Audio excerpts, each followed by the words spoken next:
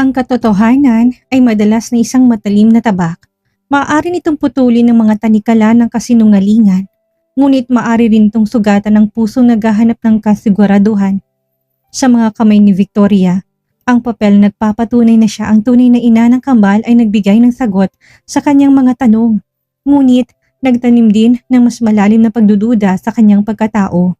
Sa bawat patak ng kanyang luha, unti-unting nakakabit ang tiwala niya kay Guillermo, habang ang mga anino na nakaraan ay patuloy na nagbabantay sa labas ng kanyang mundo. Samantala, sa isang madilim na sulok ng bar, ang sugatang puso ni Leonardo ay unti-unti nang nilalaman ng pait at labis na paghahangad. Hindi siya susuko, at sa gitna ng pag-asang baka muling bumalik ang alaala ni Victoria, isang mapanganib na plano ang unti-unting nabubuo sa kanyang isipan. Sino ang tunay na kakampi sa laban na ito? At hanggang kailan magtatagal ang matamis na pagsasama ni na Victoria at Guillermo kung ang bawat hakbang nila ay minamatyagan ng mga taong nais silang paghiwalayin? Victoria POV. Sa mga narinig ko mula sa babaeng nagangalang Sarah, parang napapasok akong biglang napabitaw sa pagkakakapit sa braso ni Guillermo. Parang isang bomba na sumabog sa pandinig ko ang huling katagang binitawan nito. Ano daw? Noon, hindi naman talaga ako gusto nitong si Guillermo. Totoo ba ito? Pero paano nangyari yon? Paanong hindi ako gusto nitong si Guillermo? Naghahabol nga sa akin ito ngayon eh. At saka, may anak nga daw kami. Hindi naman siguro gagawa ng matinding effort si Guillermo kung nagsisinungaling ito eh. Wala sa sariling napatitig ako sa kambal na sila Gabriel Ace at Via Marie. Nagtatalo na tuloy ang isipan ko kung dapat ko bang paniwalaan si Guillermo o hindi. Kuya, si Erica ang tunay na nagmamahal sa'yo. At saka, ano ba? 5 taon na nakalipas pero hindi ka pa rin ba tapos sa babaeng yan? Mapanghas na wika ni Zara at ganoon na lang ang panlalaki ng mga mata ko sa matinding pagkagulat nang walang pagdadalawang isip nang bigla na lang lumagapak ang palad ni Guillermo sa pisngi nito. Sa lakas noon, kaagad na bumakat ang palad ni Guillermo sa pisngi ng dalaga na siyang nagbigay ng kakaibang takot sa puso ko. Lalo na mapansin ko nag-uunahan na sa pagpatak ng luha sa mga mata ni Zara. Parang isang eksena sa pelikulang biglang lumitaw sa balintitaw ko. Isang eksena na hindi ko alam kung nangyayari ba talaga sa totoong buhay. May isang babae umiiyak, nagmamakaawa sa harapan ng isang lalaki na, "Victoria, okay ka lang? Victoria." Napakurap ako na makailang ulit nang maramdaman ko ang pagyugyug ni Guillermo sa balikat ko. Tulala ako na patitig dito habang nararamdaman ko na lang ang kusa nitong pagpunas ng luha mula sa aking mga mata. Hindi. Hindi ko alam kung ano nangyayari sa akin pero ayos lang ako. Mahinang boses na bigkas ko. Muli ako napatitig sa babaeng nagangalang Sarah, pati na din sa kasama nito kaya naman napatitig na din si Guillermo sa mga to. Enough is enough, Sarah. Ginulo mong pamamasyal namin ito. Ginulo mo lang ang isipan ni Victoria. Kung wala kang matinong sasabihin, mabuti pa tumahimik ka. Galit na sagot ni Guillermo dito. Hindi ko naman mapigilan ang mas lalong magtaka. Sino ba ang mga taong ito? Maaaring kilala ko mga ito noon at kagaya ng lahat-lahat ng pangyayari sa buhay ko, nakalimutan ko din sila. Kuya Guillermo, ano ba? Talagang nagawa mo akong sampalin ng dahil lang sa babaeng yan? Si Ate Erica ang bahagi sa'yo eh. At saka, hindi ba't sabi mo noon, hindi mo naman talaga sesero? I said, shut up! Kung ayaw mo madagdagan yung pasa sa pisngi mo, tumahimik ka na, Zara. Hindi na natuloy pa ng sasabihin pasanin ni Zara dahil galit nang sumigaw si Guillermo. Kaagad ko rin namang napansin ng takot na kaagad na lumarawan sa mukha nito. Sinabi ko tumigil ka na eh. Ano ba? Hindi mo ba nabalitaan kung ano nangyayari sa relasyon sa pagitan naming dalawa ng Kuya Leonardo at Ate Vida mo? Gusto mo bang pati sa'yo magalit ako? Mataas ang tono ng boses ng muling wika ni Guillermo. Kahit ng mga ibang shoppers na nasa paligid lang, napapatingin na sa amin kaya naman wala sa sariling napahawak ako sa braso nito. Guillermo, tama na. Nandito tayo sa isang mall, hindi magandang tingnan na sa publiko, pinapagalitan mo siya. Kinakabahan kong wika. Hindi ko alam kung anong nangyayari sa akin pero sobrang lakas ng kabog ng dibdib ko. Dumating pa sa punto na para bang nahihirapan akong huminga. Siguro dahil nakakatakot na makitang nagagalit si Guillermo ng ganito ngayon, kaya ako nakakaramdam ng kakaiba sa aking sarili. Kung wala kang importanteng sasabihin, lumayo ka sa akin. lalong-lalo na kay Victoria. At simula ngayong araw, ayaw ko na makarinig pa ng kahit na anong nonsense na salita mula sa'yo. Kung hindi alam mo na kung ano mangyayari sa mga allowances mo. Muling wika ni Guillermo kay Zara. Napansin ko naman ang takot na kaagad na rumihistro sa mga mata ni Zara. Umatras to ng makailang ulit bago mahigpit na humawak sa braso ng kasama. Itong babae nang narinig kong pangalan kanina ay Erica. Si Guillermo naman, akong hinarap nito na nakangiti. I am sorry sa nangyari kanina.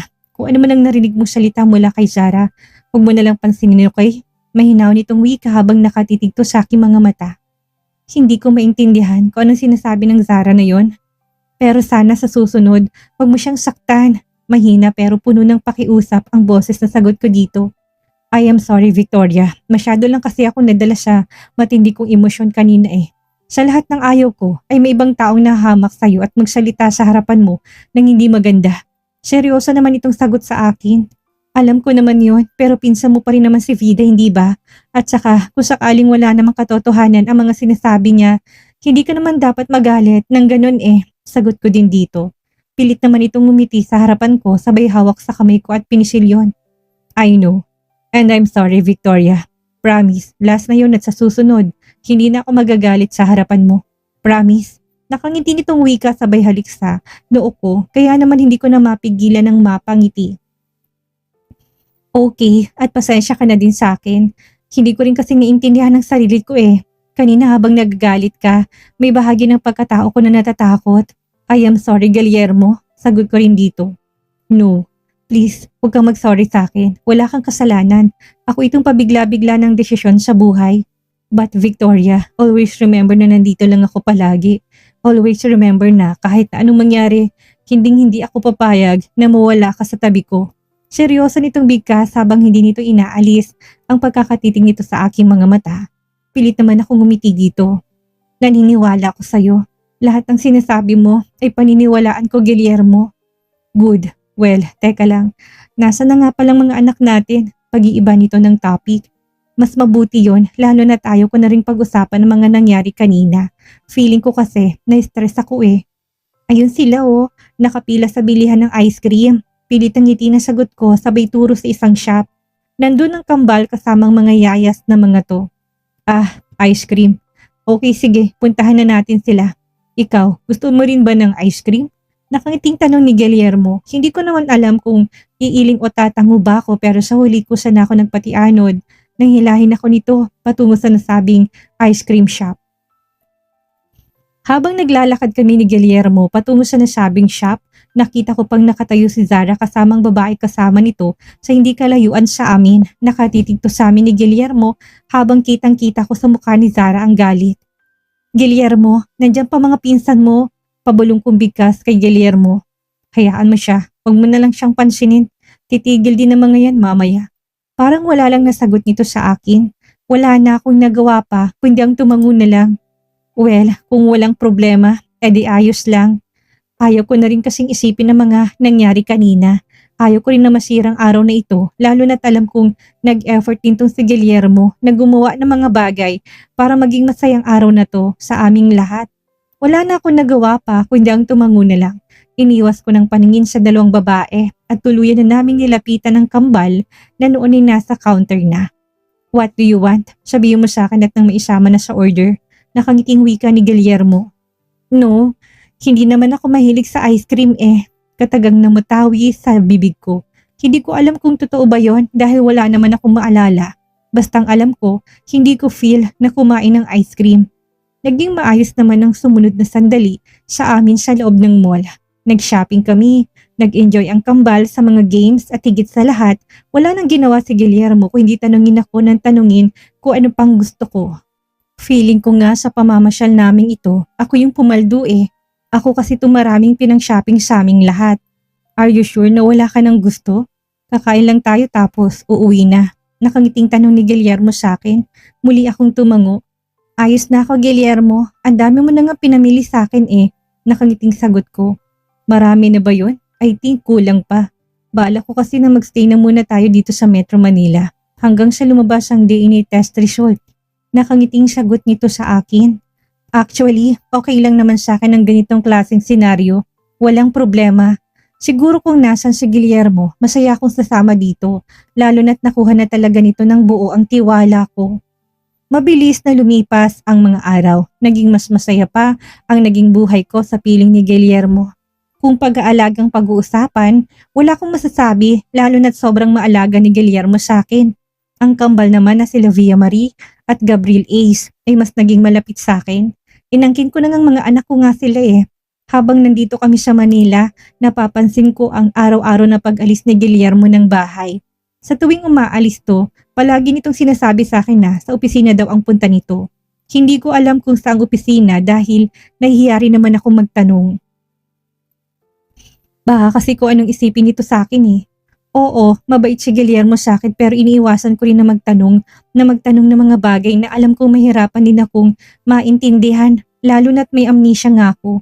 Siguro, hintayin ko na lang ang time na muli akong makakaalala.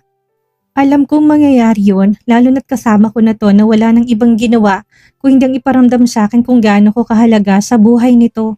Kasalukuyan ako nandito sa garden kasama ng kambal nang bigla na lang ako lapitan ni Manang, isa sa mga kasambahay ng bahay na ito at may inabot sa akin. Madam, may parcel po. Wika pa dito sa akin kaya wala sa sariling. Napatitig ako sa nasabing brown envelope na hawak nito. May parcel ako? Saan galing? Ganun pa man malugod ko pa rin tinanggap yon. Malalaman ko rin naman mamaya kung saan galing ang parcel na to kapag nabuksan ko na ang nasabing envelope. Salamat po Manang, sagot ko. Tumango naman si Manang at iniwan na ako dito sa garden. Nang makaalis na si Manang, nagtataka akong binuksan ang nasabing brown envelope at ganun na lang ang excitement na naramdaman ng puso ko nang mabasa ko na ito yung address ng clinic kung saan isinagawa ang DNA test sa pagitan ko at ng kambal. Lumabas ng resulta. Mahina akong bulong sa aking sarili. Biglang salakay ng kaba sa puso ko. Heto na, ito na yun eh. Nasa kamay ko ng katotohanan kung talaga bang nagsasabi ng totoo sa akin si Guillermo. Mahina akong bigkas. At gamit ang nanginginig kong mga kamay, dahan-dahan kong binuksan ang nasabing envelope. At nang tumambat sa paningin ko ang isang puting papel, binuklat yon at binasang nilalaman, ay hindi ko na mapigilan pang pagpatak ng luha sa aking mga mata nang mabasa ko ang resulta. Positive, akong ina ng kambal. Mahina akong bigkas. Tumutulong luha sa mga mata na napatingin ako sa kambal na abala sa paglalaro. Oo, noon pa man may malaking bahagi na ng puso ko na nagsasabi na ako ng ina ng kambal pero iba pa rin pala kapag hawak mo ng katotohanan. 5 taon ko silang hindi naalagaan and the worst, tuluyan ko silang nakalimutan. Kung hindi siguro nag-effort si Guillermo ipakilala sila sa akin, baka hanggang ngayon, nasa bahay ampunan pa rin ako at ang sarili kong laman at dugo ay hindi ko man lang maalagaan. Sa naisip kong yun, mas lalong bumigat ang kalooban ko para akong isang batang napahikbi at sakto naman na napatingin sa akin ang 2 bata. Mommy, why are you crying po? Magkasabay pang tanong ng 2 habang patakbong naglakad palapit sa akin at nang makalapit, sabay pa silang yumakap sa akin kaya naman mas lalo ko napahagulhol ng iyak at napayakap na rin sa kanila. Mommy, why po? Bakit po kayo umiiyak? Bakas ng pag-aalala sa boses ni Gabriel. Natanong nito sa akin. I am sorry. Hindi ko alam. Hindi ko kasi talaga alam eh. Umiiyak kong bigkas. Mommy? Yes, ako ang mami niyo. Ako nga pa talagang mami niyo. Mga anak ko. Lumuluha kong sambit. Yes po, ikaw pong mami namin ni Gabriel Ace. But why are you crying, mommy? Please don't cry. Please. Basag na din ang boses na wika ni Via Marie na halatang umiiyak na din ito. Mahigpit na nakayakap sa akin ng 2 bata at dinig ko na rin ang mahina nilang paghigpi. God, paano nagawa nila Dr. Ravida at Dr. Leonardo na ilayo ako sa sarili kong dugo at laman? Ni hindi man lang nagawa ng 2 yon. Nabanggitin sa akin ang pagkakaroon ng anak naming 2 ni Guillermo. Kung ganoon umpisa pa lang, walang masamang hangarin sa akin si Guillermo. Kaya ito nagpursige na lumapit sa akin dahil gusto lang nito na mabuo ang aming pamilya na nasira dahil sa pagkakaroon ko ng amnesia. Sa buhay na to, wala akong dapat na ibang paniwalaan kung hindi si Guillermo lang. Siya lang lalo na't simula nung sumama ako dito. Wala naman pong ibang ipinakita sa akin kundi puro kabutihan lang eh. Mahal ako ni Guillermo. Kaya dapat nang napagkatiwalaan ko ito't mga taong naging dahilan kung bakit 5 taon kong hindi nakasamang mga anak ko ay dapat kong layuan. Tama yun ang pinakamabisang gawin sa ngayon. Hanggat wala akong maalala, dapat akong mag-ingat sa mga taong mapagsamantala. Leonardo POV. Ano bang nangyayari sa'yo? Anong ginagawa mo? Seryosong tanong ng pinsan kong si Vida. Nadatnan ako nito na mag-isang umiinom ng alak dito sa paborito kong bar. Leonardo, balita ko hindi ka na daw nagpapakita sa ospital ah. Ano bang nangyayari sa'yo ha? Ganyan ka na lang ba palagi? Hindi mo ba inaasikaso ang sarili mo ha? Wala ka nang ibang ginawa kung hindi uminom ng alak. Seryosong muling tanong ni Vida sa akin. Malungkot naman ako na patitig sa malayo. 5 taon ko siyang inalagaan. Tapos sa isang iglap lang, bigla lang siyang nakuha ni Guillermo sa akin. Vida, sabihin mo sa akin, ano bang mali? Bakit hindi niya ako nagawang mahalin sa kabila ng lahat-lahat? Seryosong tanong ko dito. Muli ako nagsali ng alak sa baso at walang pagdadalawang isip na tinunggayon. Ilang linggo na akong walang ibang ginawa kundi uminom ng alak. Para lang maibsan ang sama ng loob na nararamdaman ko, pero ganun pa rin. Pagkatapos sumupang epekto ng alak sa aking sistema, muling nanunumbalik ang sakit ng kalooban ko. I love her. I really love her. Tanggap kong lahat na nakaraan ni Victoria at alam ko sa sarili kong patuloy ko siyang mamahalin hanggang wakas. Leonardo, tama na. Kalimutan mo na siya. Hindi ka pa ba napapagod? Hindi ka pa ba nagsasawa? Oo, maaaring walang maalala si Victoria tungkol sa nakaraan pero siguro mas matimbang pa rin sa puso niya si Guillermo. Kaya mabilis siyang nagtiwala dito. Ani naman ni Vida sa akin. Malungkot ako na pailing. Hindi kayang tanggapin ng puso ko na ganun lang kabilis ang lahat-lahat. Hindi ako susuko. Naumpisahan ko ng alagaan si Victoria sa loob ng 5 taon at hindi ganun kadaling kalimutan yun. Minahal ko na ito sa loob ng 5 taon at umaasa ako na balang araw matututunan din ako nitong mahalin. Kung alam ko lang na mangyayari to, edi sana tinuloy ko na lang ang plano ko noon na ilabas ng bansa si Victoria at tuluyang ilayo kay Guillermo. E di sana hindi na siya naago ng pinsan kong si Guillermo sa akin. Hindi ko ito matatanggap, Bida. Mahal na mahal ko si Victoria at kahit na anong mangyari, hindi ako susuko. Handa akong ipaglaban si Victoria sa abot ng aking makakaya. Seryoso kong bigas. At anong gagawin mo, Leonardo? Alam mo kung anong capacity ng pinsan natin yon. Sa kanya nakapabor si Lolo dahil siya ang lihito mong apo. Sapid lamang tayo sa mga Balboa. Alam mo yan, umpisa pa lang. Seryosong sagot naman ni Vida sa akin. Malungkot naman ako napailing. Alam ko ang tungkol sa bagay na yon. Isa lamang kaming ampo ni Lolo Samuel. Mga batang pagala-gala kami sa lansangan noon na maswerteng pinulot ni Lolo Samuel sa pag-aakalang hindi na nito matatagpuan ang tunay nitong mga kadugo. Ang alam namin ni isa lang anak ni Lolo Samuel. Yun ay ang ama ni Guillermo na pinatay naman ng ama ni Victoria. Simula noon nagbalik si Guillermo kay Lolo Samuel, tuluyan na rin kaming nabaliwala ng mga ampon. Si Vida, ako at si Zara. Ganun pa man malaki ang pasasalamat dahil kung hindi kay Lolo Samuel, siguro hindi ako naging doktor. Baka taliwas ang naging kinabukasan ko sa maaliwalas na kinabukasan kung tinatamasa ko ngayon. At yun ay malaking utang na loob ko kay Lolo Samuel. Pero siguro, patawarin ako ni Lolo Santiago kung ina ng apo nito ay mahal ko. Wala kasi talaga akong balak na magparaya eh. Kumukuha lang ako ng tiyempo para maging akin si Victoria. Patuloy akong aasa na balang araw magiging akin din si Victoria. Hindi ako susuko, Vida. Alam kong darating din ang araw na maalala ni Victoria ang nakaraan. At kapag mangyari yun, alam kong kamumuhian niya si Guillermo. Mahina akong sambit. Ano? Anong sabi mo? Leonardo, come on. Kailan pa yun? Alam naman nating pareho na masyadong malubha ang pagkabagok ni Victoria noon. At may tendency na tuluyan niya nang makalimutan ng nakaraan, hindi ba? Na kahit na anong mangyari, posibleng tuluyan ng hindi manumbalik ang alaala niya. Seryosong sagot naman ni Vida sa akin. Muli tuloy ako napainom ng alak. Oo, alam kong tungkol sa bagay na yun. Alam kong posibleng hindi na maalala ni Victoria ang nakaraan at kapag mangyari yun, alam kong tuluyan na akong mawawala ng pag-asa. Alam kong tungkol sa bagay na yun, pero hindi ako nawawala ng pag-asa. Patuloy akong kakapit, Vida. Patuloy akong aasa na balang araw. Papanig din sa akin ng kapalaran at kapag nangyari yun, hindi ko na pakakawalan pa si Victoria. Ang kabanatang ito, ang patunay ng katotohanan ay may iba't ibang muka. Para kay Victoria, ang DNA test ay naging pinto para yakapin ang kanyang tunay na pagkatao at ang kanyang mga anak. Ang eksena kung saan niyakap niyang kambal ay talagang nakakadurog ng puso. Ang pagbabalik ng isang ina sa kanyang mga anak na matagal niyang hindi naalagaan. Ngunit ang tiwala niya ba kay Guillermo ay base sa katotohanan o base sa manipulasyon ng mga pangyayari? Sa kabilang banda, hindi natin maikakailang pait sa puso ni Leonardo. Nakakaawa man ang kanyang sitwasyon, ang kanyang desisyon na hindi sumuko ay nagpapakita ng pag-ibig ay pwedeng maging mitya ng pagkawasak ng isang tao. Si Leonardo at si Vida ay mga wild cards sa kwentong ito. Handa silang maghintay, handa silang pumatol at higit sa lahat handa silang gamitin ng lahat ng alas para masira ang mundo ni Victoria at ni Guillermo. At wag nating kalimutan ang mga suspicious na galaw ni Guillermo.